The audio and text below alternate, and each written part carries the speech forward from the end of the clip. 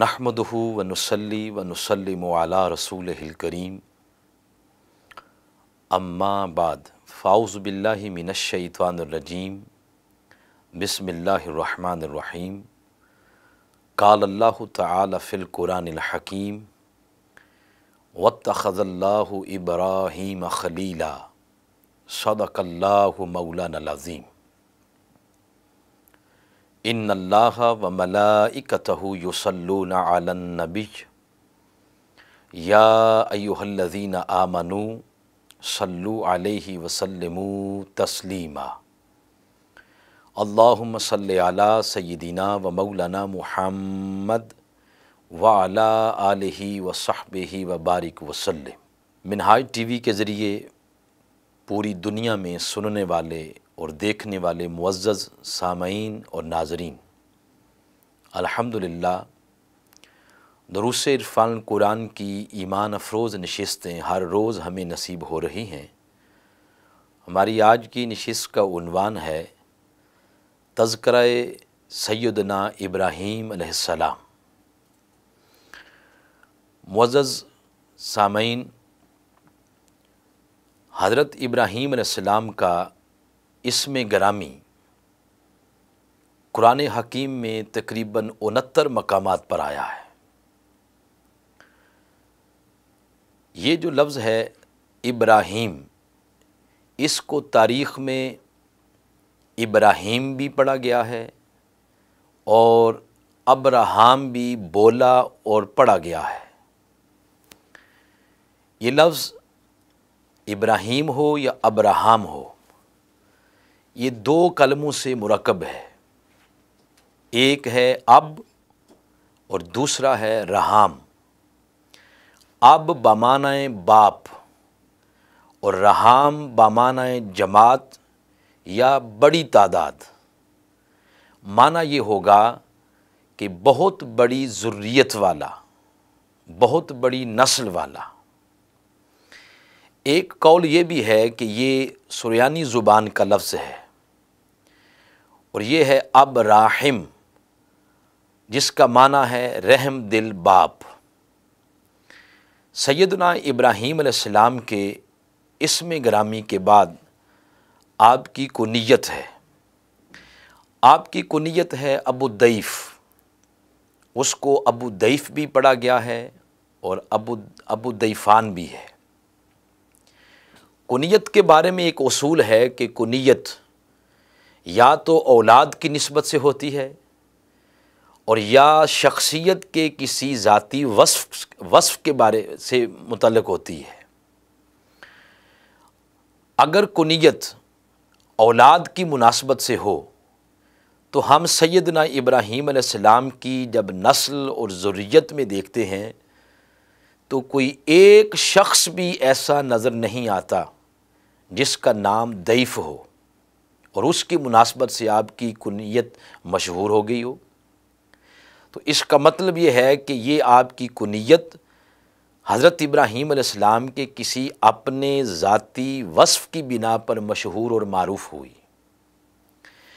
जब सीरत की किताबें पढ़ते हैं तो हमें मालूम होता है कि हज़रत सैयदना इब्राहीम अलैहिस्सलाम बहुत बड़े मेहमान नवाज़ थे। ये आपकी सीरत मुतहरा का एक ख़ास वस्फ़ था, मेहमान नवाज़ी।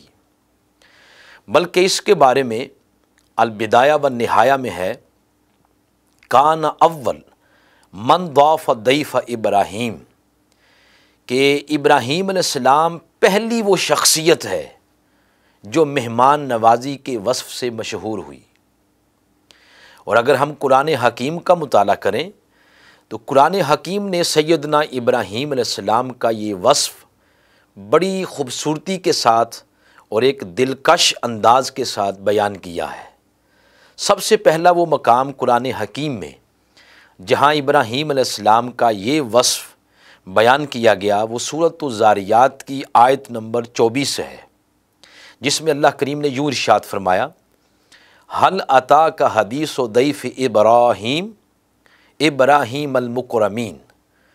क्या आपके पास इब्राहीम के मुअज़्ज़ज़ मेहमानों की ख़बर पहुँची है? फिर इसके बाद अल्लाह करीम ने आगे उनका वस्फ़ बयान करते हुए यूँ इरशाद फरमाया, फ़राग़ इला अहलिही फ़जाअ बिइज्लिन समीन, कि फिर आप जल्दी से अपने घर की तरफ चले गए और एक फरबा बछड़े की सज्जी ले आए। इस तरह फिर आपका वस्फ़ इस तरह आगे बयान हो रहा है। आपकी शख्सियत का यही वस्फ़ यानी मेहमान नवाज़ी, ये कुरान हकीम की एक और सूरतुल हिज्र उसकी आयत नंबर 51 में भी बयान हुआ। वहाँ पर बारी ताला ने यूँ इरशाद फरमाया, वनब्बिहुम अन दैफ़ इब्राहीम, और उन्हें इब्राहीम अलैहिस्सलाम के मुअज़्ज़ज़ मेहमानों की ख़बर भी सुनाइए। यहाँ पर इस तरह आपका वस्फ़ ये बयान हुआ। और फिर आपका यही वस्फ़ सूरतुल हूद की आयत नंबर 69 से लेकर 74 तक बड़ी तफसील के साथ बयान हुआ। मुअज़्ज़ज़ सामीन और नाज़रीन, फिर मुफ़स्सिरीन कराम ने आपके इस खूबी और इस वस्फ़ पर बड़ी सैर हासिल गुफ्तगू की है। उसमें सर फ़हरिस्त अल्लामा महमूद आलूसी तफ़सीर रूहुल मानी के अंदर लिखते हैं कि हज़रत सैयदना इब्राहीम अलैहिस्सलाम का ये जो वस्फ़ है मेहमान नवाज़ी, ये बहुत मशहूर और मारूफ़ था। इतना मशहूर ये आपका वस्फ़ कि आप खाना तनावुल करने से कबल कई कई मील तक मेहमान की तलाश करते, मेहमान को ढूंढते, और अगर मेहमान मिल जाता तो उसको दस्तरखान पर बिठा के खाना खिलाते, ख़ुद भी खाते, और अगर मेहमान ना मिलता तो फिर रोज़ा रख लेते। उसके बाद अल्लामा महमूद आलूसी लिखते हैं कि एक दफ़ा आपके यहाँ बतौर मेहमान एक ऐसा शख्स ठहरा जो मुशरिक था। तो जब खाने का वक्त हुआ तो दस्तरखान पर बैठकर जब खाना खाने लगे तो इब्राहीम अलैहिस्सलाम ने तो खाना अल्लाह के नाम से शुरू किया, और उसने अल्लाह का नाम ना लिया तो इस पर सैयदना इब्राहीम अलैहिस्सलाम ने उसको तरगीब भी दिलाई और कोशिश की कि वो अल्लाह के नाम से खाना शुरू करे। वो इनकार कर गया और साथ ही ये कहने लगा कि इब्राहीम, मैं ये खाने के 2 लुकमों की खातिर अपने आबाओ अजदाद के दीन को तर्क कर दूं? ऐसा नहीं हो सकता। इस पर फिर वो दस्तरखान से उठकर चला गया तो अल्लाह पाक ने हज़रत इब्राहीम अलैहिस्सलाम की तरफ वही भेजी और फरमाया, ए मेरे इब्राहीम, इस शख्स को मैं 70 साल से खाना खिला रहा हूँ, बावजूद इसके कि वो दीगर माबूदान बातिला को मेरे साथ शरीक ठहराए हुए है। मैंने तो कभी इसका खाना नहीं रोका। तुझे एक दिन इसको खाना खिलाना पड़ गया तो तूने अपने दस्तरखान से इसको उठा दिया। इस पर फिर इब्राहीम अलैहिस्सलाम उसकी तलाश में निकले, कुछ दूर जाकर उसको पा लिया, और अब आपने इसरार किया कि वापस चलकर मेरे साथ बैठकर दस्तरखान पर खाना खाओ। इस पर वो कहने लगा कि ए इब्राहीम, अब क्या हो गया? पहले तो आपने मुझे खाना ही नहीं खाने दिया और दस्तरखान से उठा दिया, अब क्यों इसरार कर रहे हो कि मैं आपके साथ चलूँ और चल के खाना खाऊं? तो इस पर इब्राहीम अलैहिस्सलाम ने फरमाया कि तू जिस रब का इनकार करके वहाँ से उठा है, मुझे उसी रब ने तेरी तलाश में भेजा है। अब उसके आंखें खुल गईं और वो आगे से कहता है, ए इब्राहीम, क्या वाकई ऐसा है? अगर वाकई ऐसा है तो तेरा रब तो बड़ा करीम है, उसकी तो इबादत करनी चाहिए। तो खाना खाने से कबल उसने कलमा पढ़ के तो दीन हनीफ में शामिल हो गया।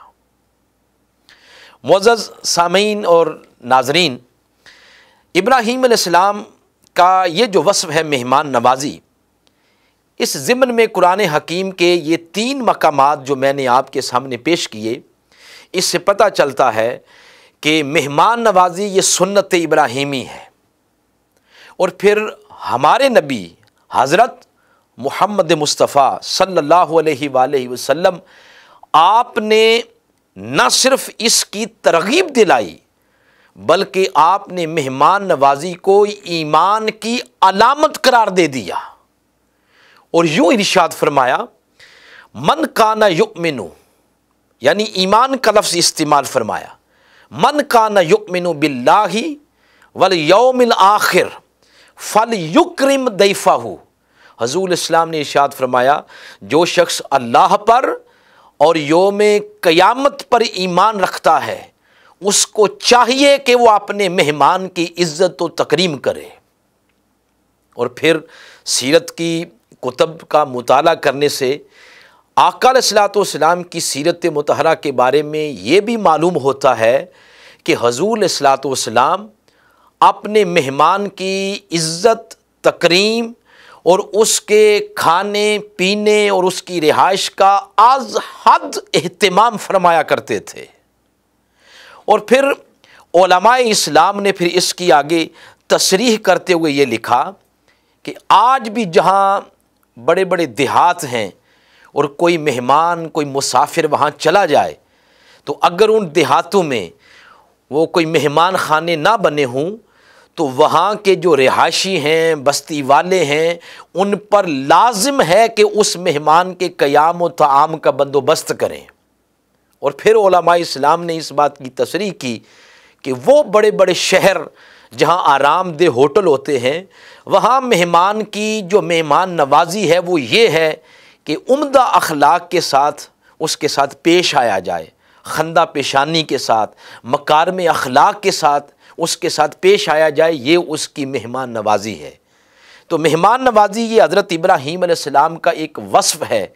इसी वस्फ़ की बिना पर आपकी कुन्नियत मशहूर हो गई अबू दैफ़। मुअज़्ज़ज़ सामईन, आपकी इस कुन्नियत के बाद आपकी और भी कुन्नियतें हैं। आपकी एक कुन्नियत है अबुल अंबिया, जद्दुल अंबिया। ये इसलिए है कि बहुत सारे अंबिया कराम और बहुत सारे रसूल वो हज़रत इब्राहीम अलैहिस्सलाम की ज़ुर्रियत में से हैं, बल्कि बनी इसराइल के तो तमाम अंबिया कराम वो हज़रत इब्राहीम अलैहिस्सलाम की ज़ुर्रियत में से हैं। हत्ता कि इस्माईल अलैहिस्सलाम और फिर आका अलैहिस्सलातु वस्सलाम वो भी हज़रत इब्राहीम अलैहिस्सलाम की ज़ुर्रियत में से हैं। इसलिए आपकी ये कुन्नियत है अबुल अंबिया, जद्दुल अंबिया। आपकी एक और कुन्नियत है अबुल मुस्तफ़ा, जद्दुल मुस्तफ़ा। ये हज़रत अब इब्राहीम अलैहिस्सलाम की सबसे बड़ी निस्बत है, वो निस्बत जो आपने काबतुल्लाह की तामीर के वक्त मजदूरी के तौर पर अल्लाह ताला की बारगाह से दुआ करके मांगी थी। वो निस्बत मुस्तफ़ा है, क्योंकि हज़रत इब्राहीम अलैहिस्सलाम वो आका अलैहिस्सलातु वस्सलाम के जद्दे अमजद के तौर पर भी मशहूर हैं, पुकारे जाते हैं। तो इसलिए ये आपकी एक ये भी कुनियत है अबुल मुस्तफ़ा या जद्दुल मुस्तफ़ा सल्लल्लाहु अलैहि वसल्लम। आपकी कुनियत के बाद आपके अलक़ाबात हैं। आपके अलक़ाबात में से पहला लक़ब है खलीलुल्लाह। ये दो लफ्ज़ हैं और दो लफ्ज़ पर मुश्तमिल इजाफ़त है, जिसका माना है खलीलुल्लाह, अल्लाह का दोस्त। इसका ज़िक्र सूरतुन निसा की आयत नंबर 125 में मौजूद है। इरशाद फरमाया अल्लाह ताला ने, वत्तख़ज़ल्लाहु इब्राहीम खलीला, अल्लाह ताला ने इब्राहीम अलैहिस्सलाम को अपना खलील बना लिया, अपना दोस्त बना लिया। लफ्ज़ खलील की तहकीक करते हुए मुफस्सरीन इकराम ने लिखा है कि खलील का माना है दोस्त, खलीलुल्लाह यानी अल्लाह का दोस्त। मज़ीद इसकी तहकीक करते हुए साहिबुल मनार लिखते हैं, वो लिखते हैं कि खलील का लफ्ज़ उस हबीब और मुहिब पर बोला जाता है जिसके दिल में अपने महबूब की मोहब्बत यूं बस जाए कि गैर की मोहब्बत की गुंजाइश उसके दिल में न रहे। फिर आगे लिखते हैं कि यही वजह है कि इब्राहीम अलैहिस्सलाम के दिल में अपने मालिक, अपने खालिक यानी अल्लाह की मोहब्बत यूं रच गई थी, यूं बस गई थी कि अल्लाह की मोहब्बत के अलावा दुनिया की किसी चीज़ की गुंजाइश आपके दिल में नहीं थी। एक दफ़ा एक फरिश्ते ने बारगाहे इज़्दी में गुजारिश की, बारी ताला तूने इब्राहीम को अपना खलील बनाया है, अपना दोस्त बनाया है, ये ऐसा क्यों है? तो फरमाया जाओ जाके इम्तिहान ले लो, तुम्हें समझ आ जाएगी। तो एक फ़रिश्ता फिर इंसानी शक्ल में आया इब्राहीम अलैहिस्सलाम की आजमाइश लेने के लिए और आपका इम्तिहान लेने के लिए। इब्राहीम अलैहिस्सलाम जंगल में बकरियां चरा रहे थे और जंगल में बकरियां चराते हुए आप बड़ी पुरसोज आवाज़ में अपने मालिक का नाम ले रहे थे। उस फरिश्ते ने इंसानी शक्ल में आपके करीब ही खड़े होकर बुलंद आवाज़ से जब अल्लाह का नाम लिया, अल्लाहु अकबर, तो इब्राहीम अलैहिस्सलाम ने जब उसकी तरफ मुतवज्जे हुए और देखा तो उसकी ज़ुबान से जब अपने मालिक का नाम लिया तो तबीयत पर एक अजीब कैफ तारी हो गया। आपने फरमाया कि ओ मेरे मालिक का नाम लेने वाले, एक दफ़ा तो मेरे मालिक का नाम दोबारा नहीं लेता। बहुत सुकून आया है सुनकर। उसने आगे से कहा कि पहली दफ़ा तो नाम मैंने अपनी मर्ज़ी से लिया है, अब आप कह रहे हैं तो आपकी मर्ज़ी से लूँगा, तो उसके बदले में मुझे आप क्या देंगे? तो सैयदना इब्राहीम अलैहिस्सलाम फ़ौरन बोले, आपने फरमाया ये मेरी बकरियां हैं, आधा रेवड़ तुझे दे दूंगा, बस मेरे मालिक का नाम सुनाओ। अब उसने पहले की निस्बत और पुरसोज आवाज़ में जब कहा अल्लाहु अकबर, इब्राहीम अलैहिस्सलाम को इतना सुकून आया कि आपकी तबीयत पर एक ख़ास कैफियत तारी हो गई। आपने फिर फरमाया कि एक दफ़ा फिर नाम लो। उसने कहा कि मुझे अब क्या देंगे?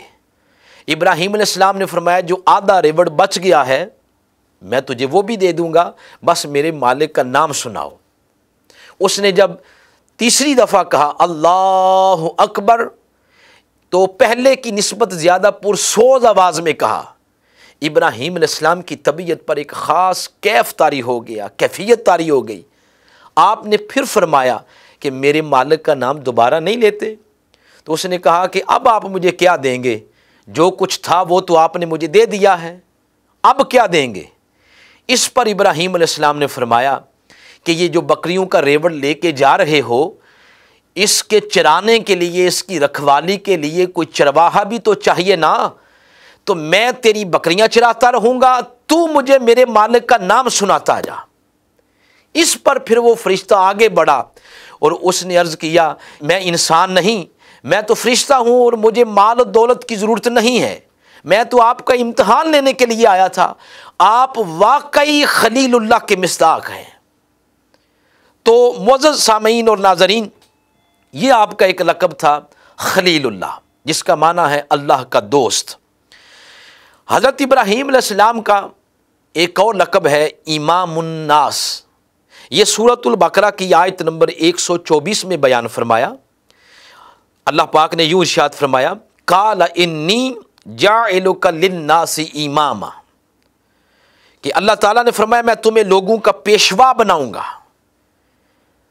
मुअज़्ज़ज़ सामीन और नाज़रीन, इमाम उसको कहते हैं जिसकी पैरवी की जाए, जिसकी इत्तिबा की जाए। तमाम नबी और उम्मतें वो हज़रत इब्राहीम अलैहिस्सलाम यानी बनी इसराइल के तमाम अंबिया और उनकी उम्मतें वो हज़रत इब्राहीम अलैहिस्सलाम की पैरवी करती हैं। हत्ता के इमामुल अंबिया हुज़ूर नबी रहमत सल्लल्लाहु अलैहि वसल्लम, आपको भी अल्लाह पाक ने हुक्म दिया, सुम्मा औहैना इलैका अनित्तबि मिल्लत इब्राहीम हनीफ़ा, कि ए मेरे हबीब मुकर्रम, हमने आपकी तरफ वही की कि आप इब्राहीम अलैहिस्सलाम की दीन की पैरवी करें। इस वजह से हज़रत इब्राहीम अलैहिस्सलाम का ये लक़ब है इमामुन्नास, इंसानियत के पेशवा। फिर हज़रत इब्राहीम अलैहिस्सलाम के नाम, अलक़बात और कुन्नियत के बाद आपकी कुछ सिफ़ात भी हैं जो कुरान हकीम में बयान हुई। एक सिफ़त है आपकी सूरतुल हूद की आयत नंबर 75 में बयान हुई। फरमाया इन्ना इब्राहीम लहलीमुन अव्वाहुम मुनीब, इस एक आयत करीमा के अंदर आपकी 3 सिफात बयान हुई। फिर सूरह मरयम की आयत नंबर 41 के अंदर इरशाद फरमाया, वज़कुर फिल किताब इब्राहीम इन्नहू कान सिद्दीकन नबिय्या। इस आयत करीमा के अंदर आपकी जो सिफत बयान हुई वो सिद्दीक है। फिर सूरह नहल की आयत नंबर 121 में फरमाया, शाकिरन लिअनउमिही। इस आयत करीमा के अंदर आपकी एक सिफत बयान हुई, शाकिर। फिर सूरह आले इमरान की आयत नंबर 67 में फरमाया, कान हनीफा मुस्लिमा। ये आपकी सिफात बयान हुई। मोअज़्ज़ज़ सामईन, इन्हीं आयात करीमा के से उलमा ने इस्तिदलाल किया है कि हाकिम वक्त, इमाम वक्त, वज़ीर आज़म या सदर मुमलिकत, उनमें जिन सिफ़ात का पाया जाना ज़रूरी है उनके मुतल्लिक़ उलमा इस्लाम ने तसरीह की है कि अन्नल इमामा यकून अहलल अदल वल इहसान वल फ़द्ल माल कुव्वति अलल क़याम बिज़ालिक व हुवा अल्लज़ी अमर नबी सल्लल्लाहु अलैहि वसल्लम, कि यानी इमाम वो होता है जिसका दामन गुनाहों से दागदार ना हो, आलूदा ना हो, और वो इहसान फ़द्ल की सिफ़ात से मुत्तसिफ़ हो, उसके साथ उसमें हुकूमत की ज़िम्मेदारियों को बजा लाने की ताकत भी हो और सलाहियत भी हो और कुव्वत भी हो। इन खूबियों वाले खलीफा या इमाम वक्त या सदर मुमलिकत के मुतल्लिक़ आका अलैहिस्सलाम ने फरमाया, उनसे ना झगड़ो। लेकिन जो फासिक हैं, फाजिर हैं, वो इमामत और खिलाफत के अहल नहीं हैं। मोअज़्ज़ज़ सामईन, कुरान हकीम हज़रत इब्राहीम अलैहिस्सलाम की सिफ़ात को यूं नुमायां करके पेश कर रहा है। वो इसलिए कि आपकी निजी ज़िंदगी उसको उसवा बना के इंसानियत के लिए पेश किया जा रहा है। जैसे सूरह मुम्तहिना के अंदर इरशाद फरमाया, कद कानत लकुम उस्वतुन हसनतुन फ़ी इब्राहीम वल्लज़ीना मअहू। ये बात इसलिए फरमाई कि हुकूकुल्लाह और हुकूकुल इबाद की अदायगी में इब्राहीम अलैहिस्सलाम की ज़िंदगी एक मिसाली ज़िंदगी है। लिहाजा उनके औसाफ को इसलिए नुमायां करके पेश किया जा रहा है कि जो उनकी मोहब्बत का दम बढ़ते हैं, उनकी पैरवी करते हैं, उनके औसाफ को अपनाएं। और अगर आज भी उनकी सिफ़ात का रंग कोई अपनी शख्सियत के ऊपर चढ़ा ले तो बैद नहीं अल्लाह पाक उसको अपने वक्त का इमाम बना दे। इसलिए उनकी सिफ़ात को यूँ बयान किया जा रहा है। आखिरी बात जहाँ पे आज की गुफ्तगू को ख़त्म करते हैं, इसी तरह फिर कुछ बातें हज़रत इब्राहीम अलैहिस्सलाम की वो मुनफरद बातें हैं और उसको टाइटल दिया गया है अव्वलियात इब्राहीम अलैहिस्सलाम। मिसाल के तौर पर मेहमान नवाजी, ये हज़रत इब्राहीम अलैहिस्सलाम पहली शख्सियत हैं जो इस वस्फ़ से मशहूर हुए। फिर हज़रत इब्राहीम अलैहिस्सलाम ही वो पहली शख्सियत हैं कि कायनात में जिनके सबसे पहले बाल सफ़ेद हुए। वो इसलिए कि इब्राहीम अलैहिस्सलाम और इस्माईल अलैहिस्सलाम दोनों बाप बेटा की जो शक्ल थी आपस में मिलती जुलती थी। तो उन दोनों में फ़र्क करने के लिए कभी कभी ऐसा भी हो जाता कि लोग इब्राहीम अलैहिस्सलाम को खलीलुल्लाह की बजाय ज़बीहुल्लाह कह देते। तो अल्लाह पाक को ये गवारा ना गुज़रा, तो अल्लाह पाक ने बाप और बेटा में फ़र्क करने के लिए इब्राहीम अलैहिस्सलाम के बाल सफ़ेद कर दिए। जब सुबह हुई तो आपने अपने बाल देखे तो पूछा, बारी ताला ये क्या है? तो फरमाया, इब्राहीम ये मेरा नूर है। तो पहली दफ़ा बाल उनके सफ़ेद हुए। फिर मांग निकालना, मूंछें कटवाना, नाखून काटना और अपने जिस्म की जो सफाई है वो करना, इसका आगाज़ भी सैयदना इब्राहीम अलैहिस्सलाम ने किया। मिंबर पर चढ़कर खुतबा देना भी, ये भी आगाज़ हज़रत इब्राहीम अलैहिस्सलाम ने किया। तो ये चीज़ें इब्राहीम अलैहिस्सलाम की अव्वलियात में से आती हैं। हाज़रीन और मोअज़्ज़ज़ सामईन और नाज़रीन, आपकी हयात मुबारका के फिर बेशुमार वाक़यात हैं जो कुरान हकीम में मौजूद हैं। वक्त के दामन में इतनी गुंजाइश नहीं कि उनको तफसील के साथ बयान किया जाए। आपकी ज़िंदगी का एक मशहूर जो वाक़या है वो आपकी पैदाइश के बाद सितारे, चाँद, सूरज से तौहीद इलाही पर हसीन इस्तिदलाल वाला वाक़या है, जिसका तफसीलन ज़िक्र वो सूरह अनाम के अंदर मौजूद है, आयत नंबर 74 से लेकर 83 तक। फिर आपकी जवानी का वाक़या है कि जो जवानी की उम्र में आपने नमरूद के सामने दावत तौहीद रखी, ना सिर्फ दावत तौहीद रखी बल्कि शिरक और बुत परस्ती के निज़ाम के ख़िलाफ़ नारे तौहीद बुलंद भी किया। ये वाक़या भी सूरह अंबिया के अंदर बड़ी तफसील के साथ मौजूद है। फिर आपको आग के अंदर फेंकना और फिर आग का आपके ऊपर सर्द हो जाना, ये वाक़या भी सूरह अंबिया के अंदर बड़ी तफसील के साथ मौजूद है। फिर इस्माईल अलैहिस्सलाम की कुर्बानी का वाक़या सूरतुस साफ़ात की आयत नंबर 100 से लेकर 111 तक बड़ी तफसील के साथ मौजूद है। काबतुल्लाह की तामीर वाला वाक़या है। और फिर 4 परिंदों को ज़िबा करने के साथ मौत व हयात का फ़लसफ़ा समझना, ये वाक़या भी सूरतुल बकरा के अंदर बड़ी तफसील के साथ मौजूद है। मोअज़्ज़ज़ सामीन व नाज़रीन, इन तमाम वाक़या से पता चलता है कि दावत हक़ की अंजाम दही को इब्राहीम अलैहिस्सलाम ने दीनी और मजहबी दोनों पहलुओं से इस तरह मुंतहाए कमाल तक पहुँचाया कि आपने मजहबी मैदान में हक़ के बंदगी अदा करते हुए अपने लख्ते जिगर को कुर्बान करने के लिए तैयार हो गए।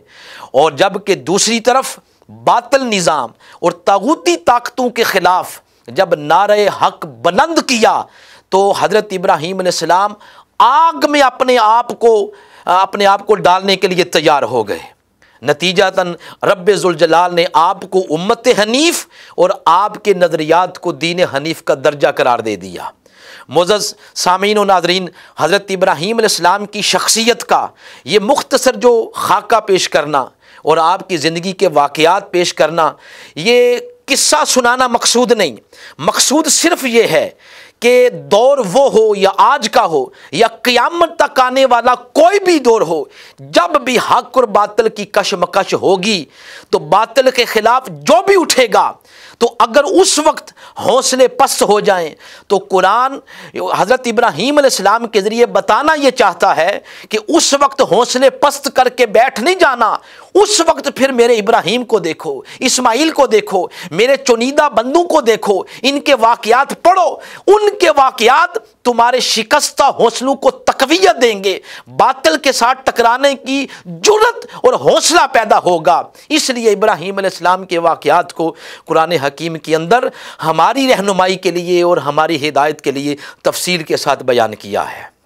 अल्लाह की बारगाह में दुआ है, अल्लाह करीम सैयदना इब्राहीम अलैहिस्सलाम की सीरत मुतहरा और आपकी सीरत के जो वाक़यात हैं उनसे हिदायत लेने की तौफ़ीक़ अता फ़रमाए। वमा अलैना इल्लल बलागुल मुबीन।